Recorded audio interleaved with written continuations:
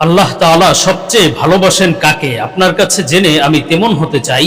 যে তিন হতভাগার নামাজ কবুল হয় না তারা কারা? সকালে ঘর ঝাড়ু দেওয়ার আগে খাওয়া দাওয়া করলে কি ক্ষতি হয়? মোবাইলে কুরআন পড়লে সওয়াব হবে কিনা? কোন স্বপ্নগুলো ধনী হওয়ার লক্ষণ, টাকা আসার লক্ষণ? অত্যন্ত অত্যন্ত গুরুত্বপূর্ণ কিছু প্রশ্ন, জীবন ঘনিষ্ঠ, অত্যন্ত প্রয়োজনীয় বেশ কিছু বিষয়গুলো প্রত্যেকটি মানুষের জানা থাকা দরকার। যেমন মোবাইলে অনেকেই কোরআন পড়ে, এতে কোনো সওয়াব হবে কিনা, তেমনি সকালে ঘর ঝাড়ু দেওয়ার আগে যদি কেউ খাওয়া দাওয়া করে তাহলে কি ক্ষতি আছে, তেমনি অনেক সময় স্বপ্নে ধনী হওয়ার আলামত আল্লাহ দিয়ে থাকেন। সেই ধনী হওয়ার আলামত স্বপ্নগুলো কি, এবং তিন হতভাগা এমন আছে যাদের নামাজ কবুল হয় না তারা কারা, এবং আল্লাহ তাআলা সবচেয়ে কোন বান্দাকে বেশি ভালোবাসেন, বিষয়গুলো নিয়ে বিস্তারিত আলোচনা করবো ইনশাআল্লাহ। সুতরাং মনোযোগ সহ ভিডিওটি শেষ পর্যন্ত দেখুন, অন্যথায় কোনো বিষয়ে ভুল বোঝার সম্ভাবনা থাকে। আর সরাসরি কোনো প্রশ্ন করতে বা ইসলামিক কোনো বিষয়ে জানতে, কোরআন শিখতে আল হাবিব অনলাইন একাডেমিতে স্ক্রিনে দেওয়া নম্বরে ইমো অথবা হোয়াটসঅ্যাপে যোগাযোগ করবেন। আর ভিডিওটি যাতে ইউটিউব অন্যদের কাছেও পৌঁছে দিতে বাধ্য হয়, এজন্য ভিডিওতে একটি লাইক দিয়ে চ্যানেলটি সাবস্ক্রাইব করে দিবেন। তো আমরা সরাসরি প্রশ্নের জবাবে চলে যাই। প্রশ্ন ছিল, মোবাইলে কুরআন পড়লে সওয়াব হবে কিনা?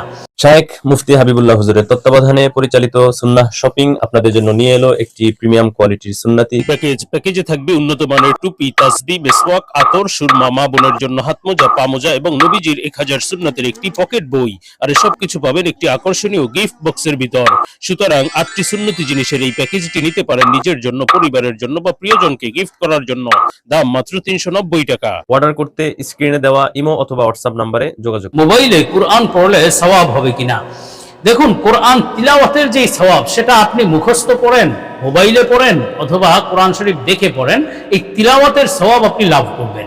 কিন্তু হ্যাঁ, আপনার এমন অভ্যাস হওয়া উচিত নয় যে আপনি শুধু মোবাইলেই তেলাওয়াত করেন, কখনো কোরআনুল কারীমের জেলদ আপনি ধরেই দেখেন না, এমন অভ্যাস হওয়া উচিত নয়। হ্যাঁ, বিশেষ কোনো সময় মাঝে মাঝে আপনি মোবাইলে কোরআন তেলাওয়াত করতে পারেন, এতে আপনি কোরআন তেলাওয়াতের সওয়াব পেয়ে যাবেন ইনশাআল্লাহ। তবে একটা নিয়মতান্ত্রিক অথবা মাঝে মধ্যে কোরআনের যে জিলদ আছে সেটার মধ্যে আলাদাই বরকত, সুতরাং সেভাবেই তেলাওয়াত করা উচিত। মাঝে মাঝে মোবাইলে তেলাওয়াত করা যেতে পারে। তো আমরা পরবর্তী প্রশ্নের জবাবে চলে যাই। প্রশ্ন ছিল, শেখ, যে স্বপ্নগুলো দেখলে ধনী হওয়ার লক্ষণ, টাকা আসার লক্ষণ। দেখুন, ধনী হওয়ার আলামত আসলে আল্লাহ তাআলা স্বপ্নের মাধ্যমে বান্দাকে বিভিন্ন সময় বিভিন্ন বার্তা দিয়ে থাকেন। সুসংবাদের বার্তা, কোনো সতর্ক বার্তা। তো সুসংবাদের বার্তা যে স্বপ্নগুলো, তার মধ্যে কিছু কিছু স্বপ্ন হলো যেগুলো দেখলে বুঝতে হবে আপনি ধনী হবেন বা অর্থ সম্পদ আসবে। সেই স্বপ্নগুলো কি, এ সম্পর্কে আমরা মৌখিক বানোয়াট মন গড়া কোনো কথা নয়, বরং নির্ভরযোগ্য স্বপ্নের ব্যাখ্যার কিতাব আল্লামা ইমাম মুহাম্মদ ইবনে সিরিন রহমাতুল্লাহ আলাইহির তাবির রুইয়া কিতাব থেকে আলোচনা করছি। হযরত ইবনে সিরিন রহমাতুল্লাহ আলাইহি বলেন, স্বপ্নে যদি কোনো ব্যক্তি চাউল দেখে, এই চাউল স্বপ্ন দেখা অর্থ সম্পদ আসার আলামত। আর যদি কেউ বেশি পরিমাণে চাল দেখে, যে অনেক বস্তা চাল আছে অথবা চালের স্তূপ তার কাছে আছে, এমন স্বপ্ন দেখলে বুঝতে হবে এটি ধনী হবে, প্রচুর অর্থ সম্পদ আসবে ইনশাআল্লাহ। তেমনিভাবে স্বপ্নে যদি কেউ ভাত খেতে দেখে অথবা ভাত দেখে, এটি যেমন ধনী হওয়ার আলামত, তেমনি মনের আশা পূরণ হওয়ারও আলামত ইনশাআল্লাহ।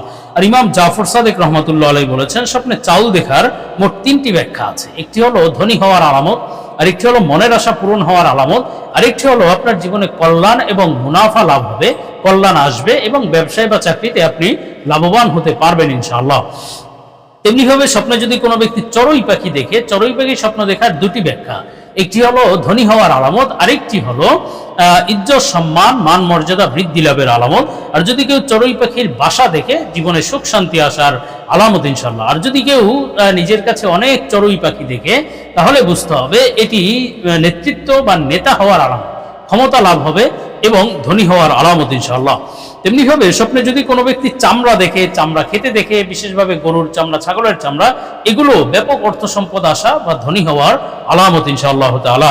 তেমনি স্বপ্নে চর্বি খেতে দেখা, গরু ছাগলের চর্বি খেতে দেখা, এটিও ধনী হওয়ার আলামত। কিন্তু হ্যাঁ, কোনো হারাম প্রাণী, যেই সমস্ত প্রাণী খাওয়া জায়েজ নেই, যেমন কুকুর, বাঘ, সিংহ, এগুলোর যদি চর্বি খেতে দেখে, তাহলে হারাম সম্পদ আসবে। তো আল্লাহ তাআলা আমাদেরকে হারাম থেকে হেফাজত করেন। তো আমরা পরবর্তী প্রশ্নের জবাবে চলে যাই। প্রশ্ন ছিল, সকালে ঘর ঝাড়ু দেওয়ার আগে খাওয়া দাওয়া করলে কি ক্ষতি হয়? দেখুন, সকালে ঘর ঝাড়ু দেওয়ার আগে খাওয়া দাওয়া করলে বিশেষ ক্ষতি হবে, অমঙ্গল হবে, ওই ঘরে অভাব অনটন লেগে থাকবে।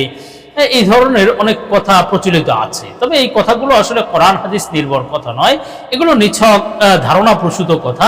এমনকি এগুলো হিন্দুয়ানি বিভিন্ন প্রথা বা হিন্দুয়ানি বিশ্বাস থেকে এই বিশ্বাসগুলো আমাদের মুসলমানদের মধ্যেও চলে এসেছে। তবে ঘর ঝাড়ু দিলে ঘর ঝাড়ু না দিয়ে যদি খান, এতে বিশেষ ক্ষতি না হলেও পরিষ্কার পরিচ্ছন্নতার ক্ষেত্রে অবশ্যই আগে সুন্দরভাবে পরিষ্কার পরিচ্ছন্ন হয়ে ঘরকে ঝাড়ু টাড়ু দিয়ে পরিষ্কার করে এরপরেই দিনের অন্যান্য কাজগুলো করা উত্তম। এটি পরিষ্কার পরিচ্ছন্নতার ক্ষেত্রে ইসলাম তো পরিষ্কার পরিচ্ছন্নতা পছন্দ করে সেই হিসাবে। তবে এতে কোনো অমঙ্গল অথবা অভাব অনটন এমন কোনো বিষয় নেই। তো আমরা পরবর্তী প্রশ্নের জবাবে চলে যাই। প্রশ্ন ছিল যে 3 হতভাগার নামাজ কবুল হয় না তারা কারা? আল্লাহ তাআলা আমাদেরকে এই হতভাগ্য থেকে হেফাজত করেন। হাদিসের মধ্যে আছে, এক হাদিসে 3 জন ব্যক্তির কথা বলা হয়েছে যাদের নামাজ আল্লাহ তাআলা কবুল করেন না। যেমন এমন স্ত্রী যাদের স্বামী তার উপরে নারাজ। অনেক মহিলা মা বোন আছেন এমন যারা খুব নামাজি মানুষ, পর্দা করে এবং খুব জিকির আজকার করে, তালিম করে, কিন্তু দেখা যায় স্বামীর সাথে তার ব্যবহার ভালো না, স্বামী তার উপরে নারাজ, অসন্তুষ্ট, অথচ সে তাহাজ্জুদ পড়ে, অথচ ওদিক থেকে তার নামাজই কবুল হচ্ছে না, কিন্তু সে খুব নামাজ পড়ছে। আসলে মা বোনদের জন্য আল্লাহ তাআলার হক, রাসূলের হক, এরপরে সবচেয়ে বেশি গুরুত্বপূর্ণ হলো স্বামীর হক পুরো করা, স্বামীর মনে সন্তুষ্ট রেখে তারপরে জীবনযাপন করা।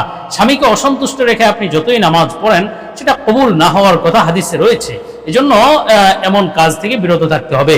তেমনি আর এক প্রকার হলো যে ভাই ভাইয়ের সাথে সম্পর্ক ছিন্ন করে, আত্মীয়তার সম্পর্ক ছিন্নকারী জান্নাতে যাবে না, এমন হাদিস রয়েছে। তেমনি ভাবে তাদের নামাজ কবুল হয় না। এজন্য এই আত্মীয়তার সম্পর্ক ছিন্ন করা থেকে বিরত থাকতে হবে, হেফাজত থাকতে হবে, নামাজ কবুল হবে না। তেমনি ভাবে যদি এমন কোন ইমাম যে ইমামতি করে কিন্তু মুসল্লিরা তাকে তার ইমামতি চায় না, তার পিছনে নামাজ পড়তে চায় না, এমন ব্যক্তির নামাজও কবুল হয় না। কেননা আপনি যাদের ইমামতি করবেন, যাদের নেতৃত্ব দিবেন, তাদেরকে তারাই আপনাকে চায় না। সুতরাং আপনার তাদের যেই মনসন্তুষ্টি থাকা সেই অনুযায়ী আপনার নামাজ আদায় করা উচিত বা ইমামতি করা উচিত। এমনকি সমাজের নেতৃত্ব দেওয়া, আসলে ইমামতি মানে যে শুধুমাত্র নামাজের ইমাম এমন নয়, সমাজের যেই নেতা সেই নেতারও জনগণের সন্তুষ্টি অনুযায়ী নেতা হওয়া দরকার। তবে হ্যাঁ, এই যে ইমাম বলতে অনেকে আছে যে সমস্ত ইমাম সুদের বিরুদ্ধে কথা বলে, ঘুষের বিরুদ্ধে কথা বলে, তো তাদের সেই ইমাম তার কাছে অপ্রিয়।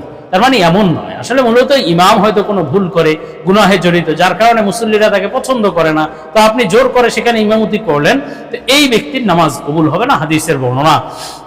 তেমনি ভাবে আর এক প্রকার ব্যক্তি হলো যে যারা নেশা পান করে বা নেশা করে, মদ পান করে, নেশাদ্রব্য ব্যবহার করে, এই সমস্ত ব্যক্তিদেরও নামাজ কবুল না হওয়ার কথা হাদিসে আছে। সুতরাং আল্লাহ তাআলা আমাদেরকে এই সমস্ত বদ গুণ, বদ খাসলাত থেকে হেফাজত করেন। আমরা পরবর্তী প্রশ্নের জবাবে চলে যাই। প্রশ্ন ছিল আল্লাহ তাআলা সবচেয়ে ভালোবাসেন কাকে? আপনার কাছে জেনে আমি তেমন হতে চাই। আল্লাহ তাআলা আপনাকে কবুল করেন, আপনার মনোবাসনা পূর্ণ করুন, আমাদের প্রত্যেককে আল্লাহ তাআলার বন্ধু হওয়া, আল্লাহ তাআলার প্রিয় বান্দা হওয়ার তৌফিক দান করেন। দেখুন, এক হাদিসের মধ্যে এ সম্পর্কে আছে যে ওই ব্যক্তি আল্লাহ তাআলার কাছে সবচেয়ে বেশি প্রিয় যেই ব্যক্তি মানুষের সবচেয়ে বেশি উপকারে আসে। অর্থাৎ যেই ব্যক্তি সবসময় মানুষের চিন্তা ফিকির করে, মানুষের উপকারের চিন্তা ফিকির করে, মানুষের বিপদে পাশে দাঁড়ায়, মোট কথা মানুষের উপকারে যে সবচেয়ে বেশি আসে, এগিয়ে আসে, ওই ব্যক্তি আল্লাহ তাআলার কাছে সবচেয়ে বেশি প্রিয়। এজন্য প্রত্যেকটি মুসলমানের এই সিফত, এই গুণ নিজের মধ্যে অর্জন করা দরকার। মানুষের বিপদে পাশে দাঁড়ানো, মানুষের বিপদ আপদে, মানুষের প্রয়োজনে, মানুষের উপকারে এগিয়ে আসা, এটি একজন ভালো মুমিনের গুণ।